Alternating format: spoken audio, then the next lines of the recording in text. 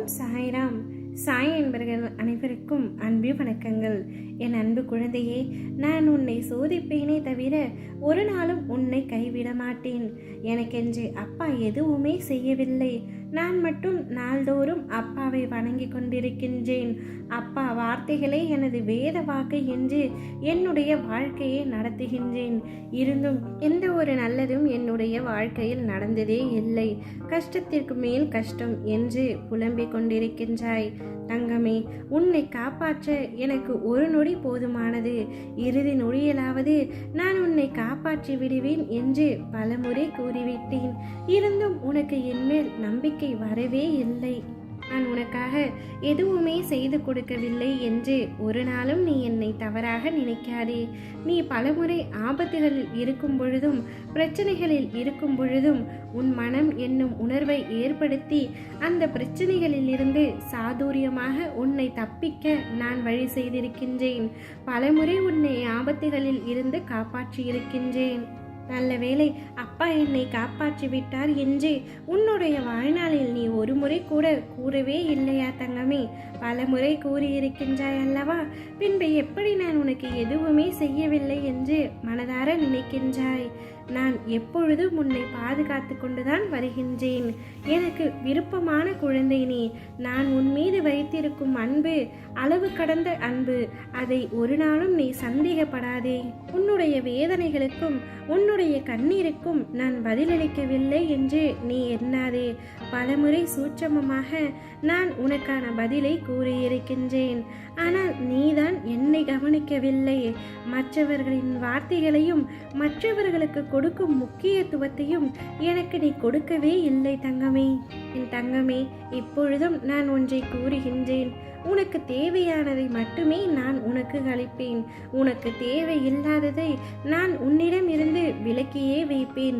நீ எவ்வளவு கதறி அழுதாலும் அந்த விஷயம் உனக்கு கிடைக்காது. இந்நாளில் அந்த விஷயம் உனக்கு சந்தோஷத்தை அளித்தாலும் எதிர்காலத்தில் அது மிகப்பெரிய ஆபத்தை கொடுக்கும்.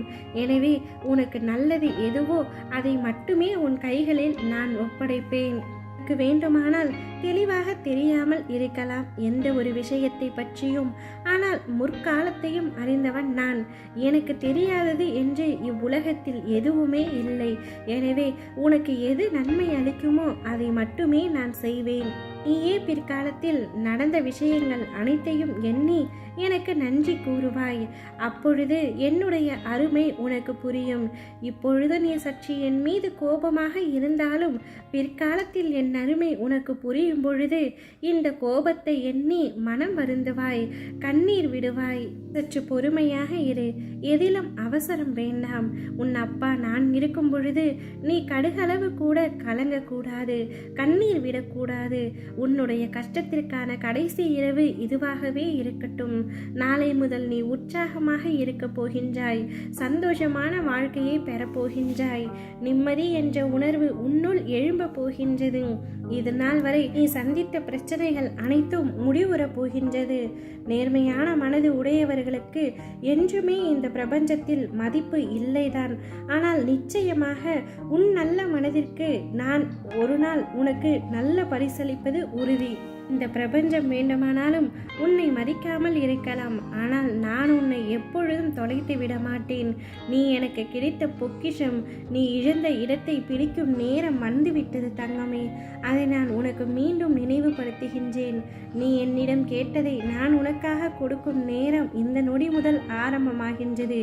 இன்றோடு உன்னை இதுவரை ஆட்டி படைத்த அத்தனை துஷ்ட சக்திகளின் ஆட்டமும் முடிவடைகின்றது. இன்றோடு உன் கஷ்டங்கள் அனைத்தும் முடிந்து போகும். இதுவே உன் கஷ்டத்திற்கான கடைசி நாள். இன்று முதல் உன்மேல் வீழும் பார்வை உன் அப்பாவின் பார்வை.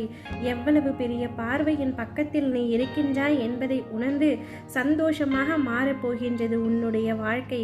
கவலைப்படாமல் நிம்மதியாக இரு. ஓம் சாய்ராம்.